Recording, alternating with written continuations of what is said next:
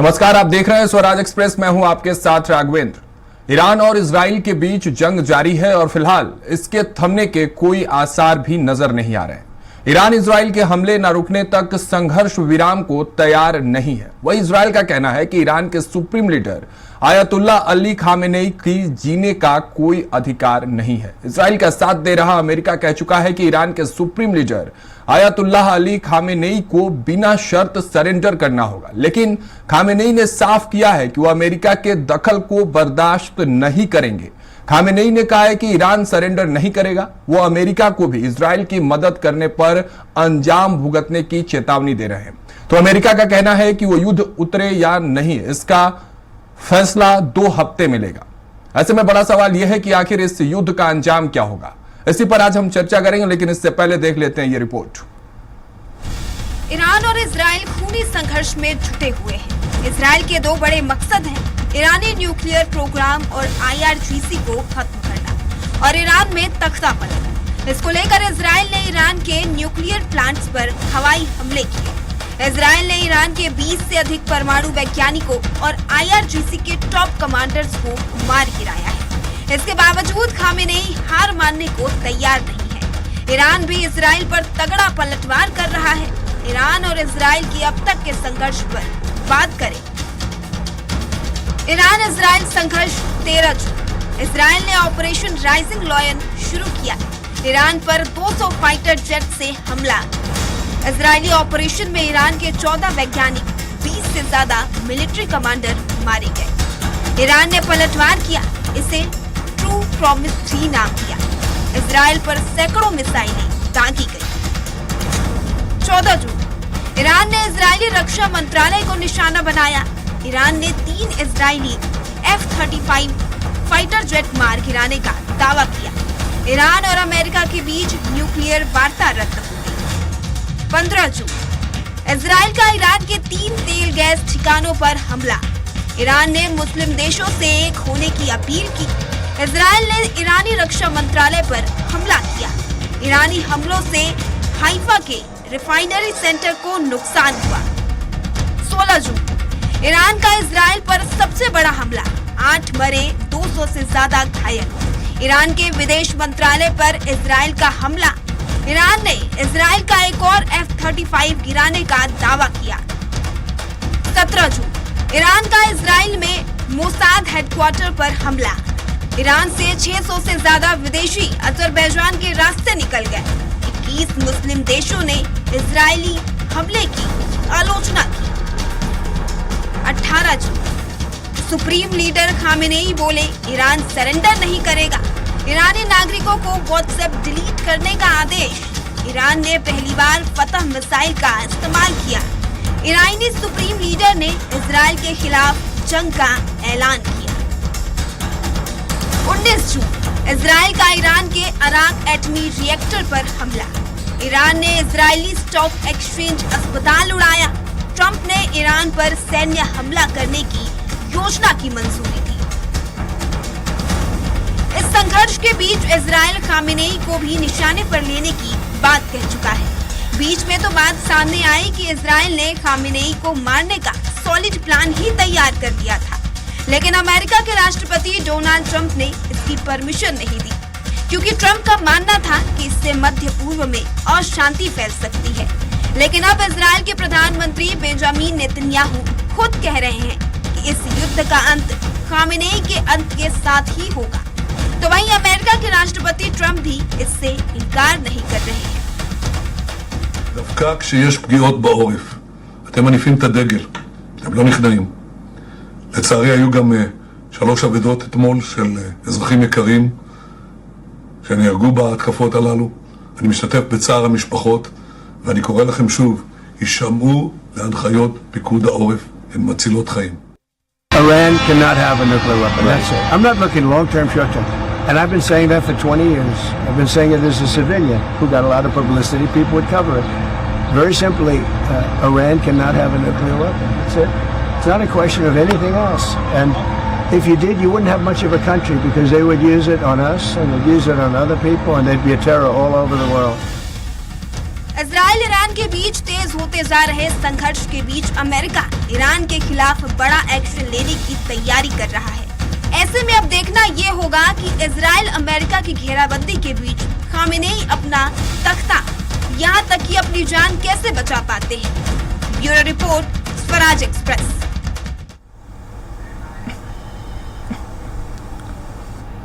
तो चलिए इजराइल और ईरान युद्ध के हर एक पहलू को अच्छे से समझते हैं। हमारे साथ हमारे मेहमान जुड़ चुके हैं। Sanjay Singh Tomar, retired lieutenant colonel, हमारे साथ जुड़े हैं।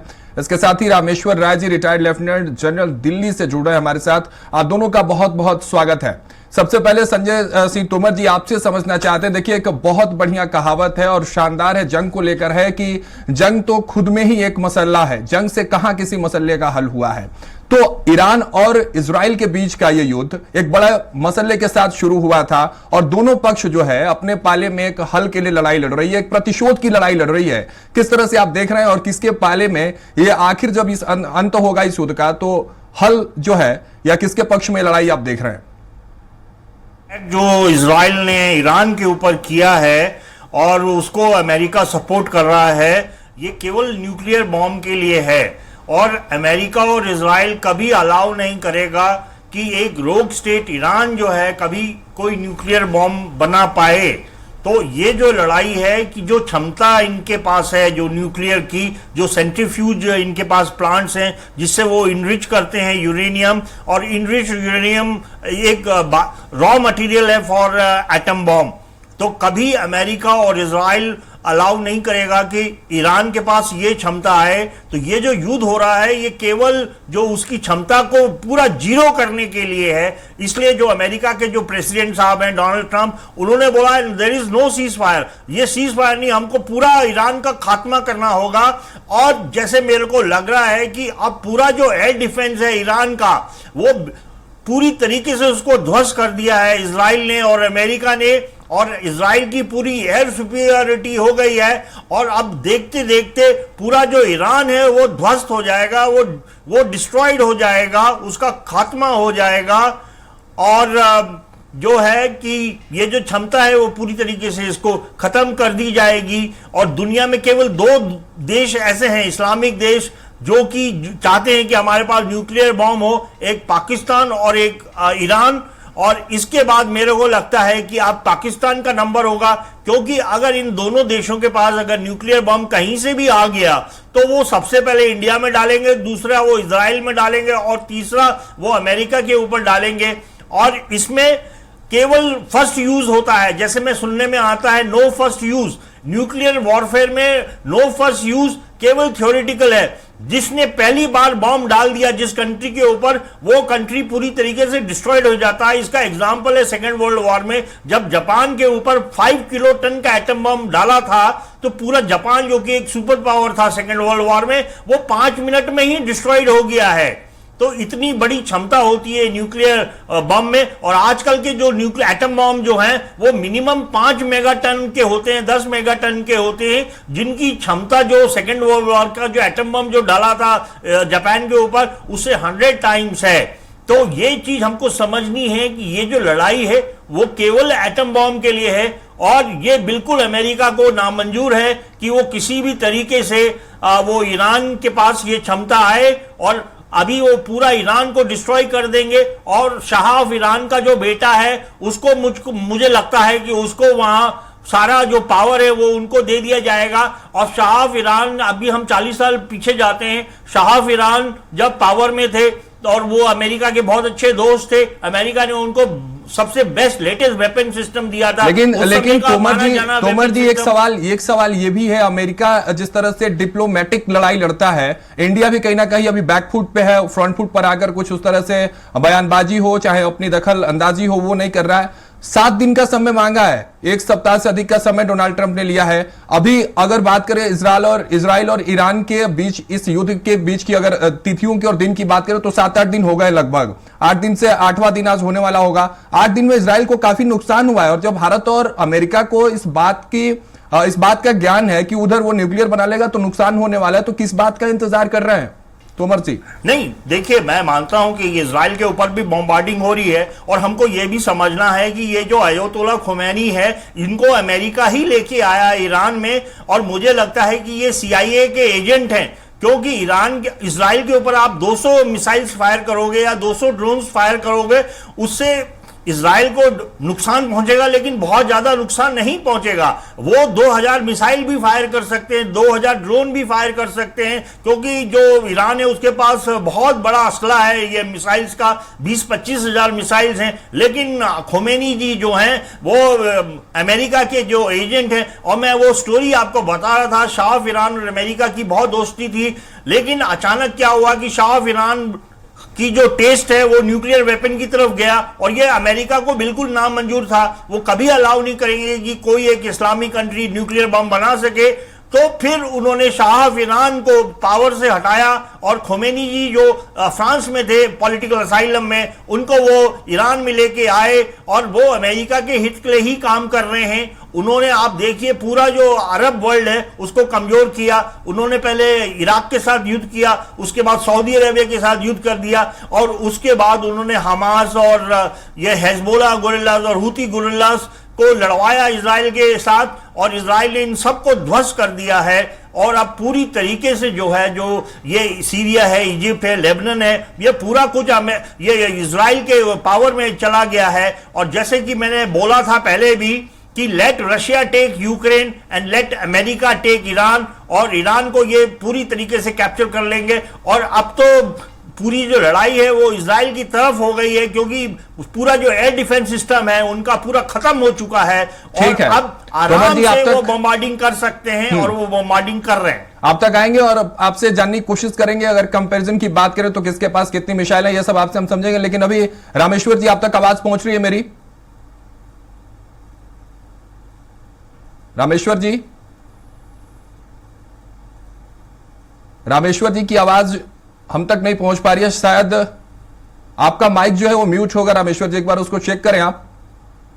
तब तक तोमर जी, आप जो बात कर रहे थे उसको पूरी कर ले। अगर हम कंपैरिजन देखें तो अगर तराजू पर दोनों तरफ, एक तरफ इजराइल को बिठाए, एक तरफ ईरान को, तो मिसाइल और अगर बम्स की बात करें या उनके पास अटैकिंग पावर की बात करें, तो किसके पास कंपैरेटिवली ज्यादा आप देख रहे हैं? सबसे इंपॉर्टेंट चीज है जो हम लोगों को समझना है, दैट इज इलेक्ट्रॉनिक वॉरफेयर। अगर आपने एनिमी की रडार फ्रीक्वेंसीज को जैम कर दिया, उनकी जो मिसाइल सिस्टम्स की जो फ्रीक्वेंसीज हैं, उनकी जो रेडियो कम्युनिकेशन की जो फ्रीक्वेंसीज हैं, अगर जैम कर दिया, तो वो जो कंट्री है वो ये सिस्टम को यूज नहीं कर पाएगा।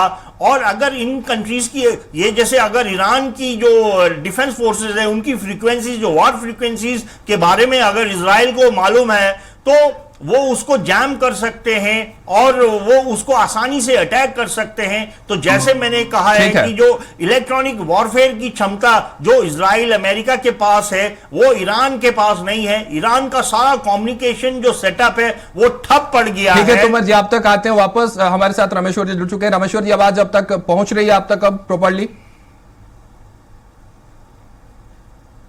रामेश्वर जी, टेक्निकल ग्लिच है, जुड़ते हैं हमारे साथ रामेश्वर जी। तब तक तोमर जी आप अपनी बात रखें कि किस तरह से अब एक प्लान की अगर बात करें, क्योंकि देखिए अब इंतजार कर रहा है इजराइल कि अमेरिका हमारे साथ आए। और देखिए सबसे बड़ी बात है तोमर जी, मैं इजराइल में जो देख पा रहा हूं, मैं जो समझ पा रहा हूं, बड़े धैर्य के साथ वो लड़ाई लड़ रहा है, क्योंकि देखिए नुकसान पे नुकसान उसको हुए जा रहा है, लेकिन वो इंतजार कर रहा है। उसको पता है कि उसके साथ अगर अमेरिका आया तो ईरान का नामो निशान इस नक्शा से, इस दुनिया से मिट जाएगा। तोमर जी, देखिए अमेरिका तो वैसे भी इनडायरेक्टली सपोर्ट कर रहा है, क्योंकि जितने भी ये जो गल्फ कंट्रीज हैं, जैसे कतर हो गया, सऊदी अरेबिया हो गया है, इराक हो गया है, सीरिया हो गया है, इजिप्ट हो गया है, यहां पर अमेरिकन फोर्सेज हैं। और अब ये नहीं मालूम चल रहा है कि मिसाइल कहां से आ रही है और कौन मिसाइल को फायर कर रहा है। लेकिन जैसे आपने प्लान बनाया, प्लान मैंने भी दिया था पहले, बहुत सिंपल होना चाहिए। सबसे पहले इलेक्ट्रॉनिक वॉरफेयर, उनका कम्युनिकेशन को आप जैम कर दीजिए और इजराइल और अमेरिका के पास ये क्षमता है, और एलॉन मस्क का एक सुपर स्पाई प्लेन है जो कि फ्रीक्वेंसीज के बारे में वो बताता है, और अगर फ्रीक्वेंसीज का ज्ञान और नॉलेज आपको हो गया है तो आप उन फ्रीक्वेंसीज को जैम कर सकते हैं। इजराइल ने ईरान की पूरा जो कम्युनिकेशन सेटअप है उसको ठप कर दिया है, और उसके बाद उनके जो एयर डिफेंस यूनिट्स थी उन सबको उन्होंने एंटी जो है ये रेडार मिसाइल्स और जो एंटी रेडिएशन मिसाइल से उनको उन्होंने ध्वस्त कर दिया है। और अब जो है इजराइल का पूरा एयर सुपीरियोरिटी हो गया है ईरानियन स्पेस में। एयर सुपीरियोरिटी का मतलब है कि इजराइल का जो फाइटर प्लेन्स हैं वो ईरान के ऊपर जाके आसानी से बॉम्बार्डिंग कर सकते हैं, उनको कोई रेजिस्टेंस नहीं है, उनको कोई थ्रेट नहीं है। और आपने जैसे देखा है कि इजराइल के 200 फाइटर प्लेन वो ईरान के अंदर में आके उन्होंने उनके सारे जितने भी जो इंपॉर्टेंट स्ट्रेटेजिक टारगेट्स हैं, जैसे रिफाइनरीज हैं, मिसाइल लॉन्चिंग साइट्स हैं, न्यूक्लियर प्लांट्स हैं, उनका जो हेडक्वार्टर्स है उन सबको ध्वस्त कर दिया है। और उनका जो मोसाद जो एजेंट्स हैं वो जो स्लीपर सेल्स का काम कर रहे हैं वो पूरी तरीके से IRGC में ईरान रेवोल्यूशनरी गार्ड्स को उन्होंने पेनिट्रेट कर दिया है, और उनके 15-20 जनरल को उन्होंने उड़ा दिया है। और अब पूरी तरीके से ईरान का खात्मा होने वाला है, और मुझे लगता है कि 2-4 दिन की ये और लड़ाई है, और इसके बाद पूरा इजराइल और अमेरिका का कंट्रोल ईरान के ऊपर हो जाएगा। और उसके बाद जो है मैं समझता हूं कि हमको इंडिया को भी पाकिस्तान के ऊपर अटैक कर देना चाहिए, क्योंकि पाकिस्तान भी कोशिश कर रहा है कि वो कहीं से न्यूक्लियर बम बना ले। आज की तारीख में ये मेरी अपना वो एक ओपिनियन है, राय है कि पाकिस्तान के पास सही कह रहे हैं आप। जो भी ऐसे न्यूक्लियर अपनी शक्ति अब न्यूक्लियर शक्ति जितने भी पाने वाले देश हैं उन पर इस तरह का विचार करना चाहिए। लेकिन हमारे साथ रामेश्वर राय जी जुड़ चुके हैं, दोबारा उन तक हम पहुंचते हैं। रामेश्वर जी, अब आवाज आप तक पहुंच रही हो तो एक बार मुझे सूचित करें। रामेश्वर जी,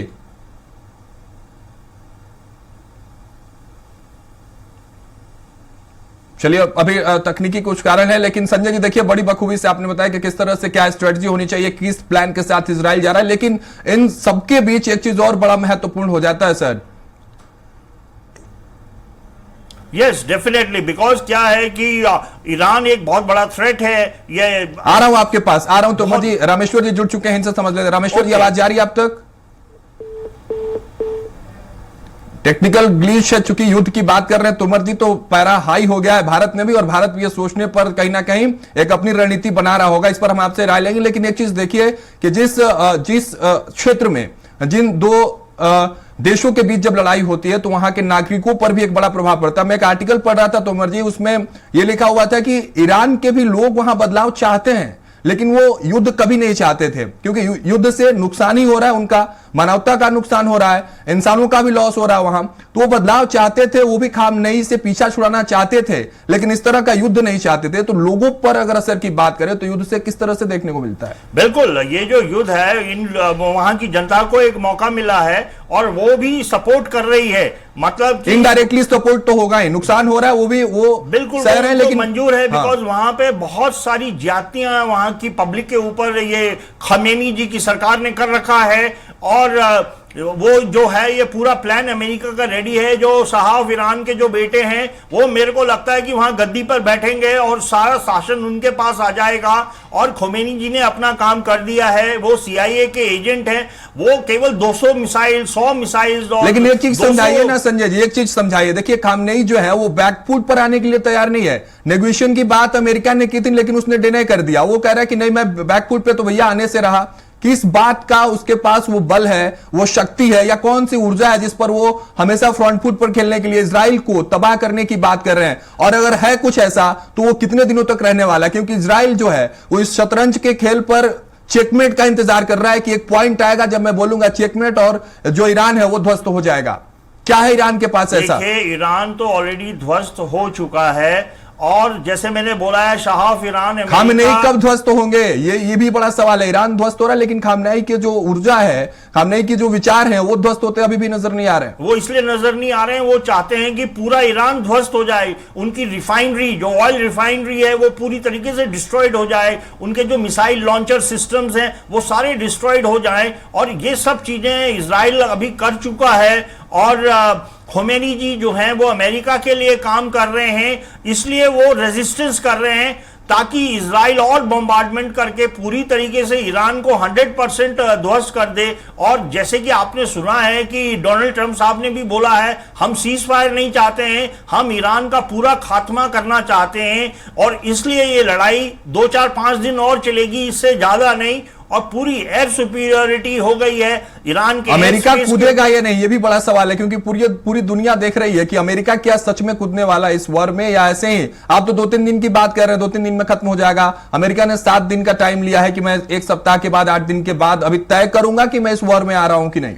नहीं, मेरे को नहीं लगता है कि अमेरिका का रिक्वायरमेंट होगा, बिकॉज ये जो कुछ भी हो रहा है वो अमेरिका की सपोर्ट से हो रहा है। जैसे मैंने आपको बताया है कि चारों तरफ अमेरिका के बेसेस हैं, इराक में है, कतर में है, इजिप्ट में है, बहरीन में है, सऊदी अरेबिया में है, इजिप्ट में है, सीरिया में है, लेबनान में है, और कहां से कौन सा फायर आ रहा है ये कुछ समझ में नहीं आ रहा है। उनके जो बेड़े हैं, एयरक्राफ्ट कैरियर्स, जो बैटल ग्रुप है, वो सब डिप्लॉयड हैं। तो ये बिल्कुल कहना ये गलत है कि अमेरिका इसमें हिस्सा नहीं ले रहा है, लेकिन मालूम ही नहीं चल पा रहा है, इतना कंफ्यूजन हो गया है। चारों तरफ से मतलब ईरान के ऊपर मिसाइल्स का अटैक हो रहा है, और मोसाद के एजेंट्स अपने जो ड्रोन्स हैं वो ईरान के अंदर ले जाके वो वहां से फायर कर रहे हैं। तो आप समझ सकते हैं कि अब जो है ईरान का ऑलमोस्ट दी एंड हो गया है, और उनकी जो न्यूक्लियर क्षमता है वो 0 हो गई है। और अब मैं समझता हूं कि इसके बाद जो है वो पाकिस्तान का नंबर होना चाहिए। तोमर जी, आप कह रहे हैं न्यूक्लियर क्षमता 0,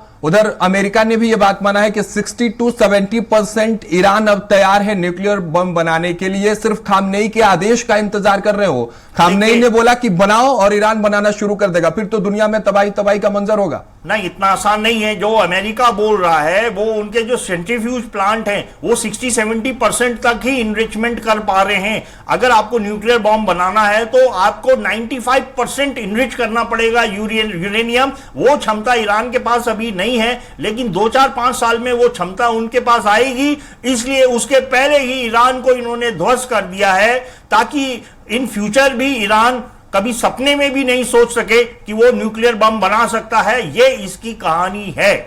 और पाकिस्तान के इन्वॉल्वमेंट की अगर बात करें तो खबर सामने निकल के आई कि जो पाकिस्तान के जासूसी विमान है वो ईरान की ओर जाते हुए नजर आए, जबकि पाकिस्तान ने ईरान से यह वादा किया था। पाकिस्तान और ईरान के बीच जो रिश्ता है वो अभी आप बेहतर समझते होंगे, बड़ी ही प्रेम पूर्वक वाला रिश्ता है, भाईचारे वाला रिश्ता है, लेकिन यहां भी गद्दारी करते नजर आ रहा है पाकिस्तान। नहीं, पाकिस्तान के पास न्यूक्लियर बॉम्ब है नहीं, मैंने पहले भी बोला। न्यूक्लियर बम नहीं, जासूसी विमान जो है वो अमेरिका के लिए काम कर रहा है, ऐसी खबर सामने निकल कर आ रही थी। बिल्कुल, वो इसीलिए वो दोस्ती उन्होंने करी है। अभी वो वहां पे उन्होंने लंच किया है वो डोनाल्ड ट्रंप साहब के साथ।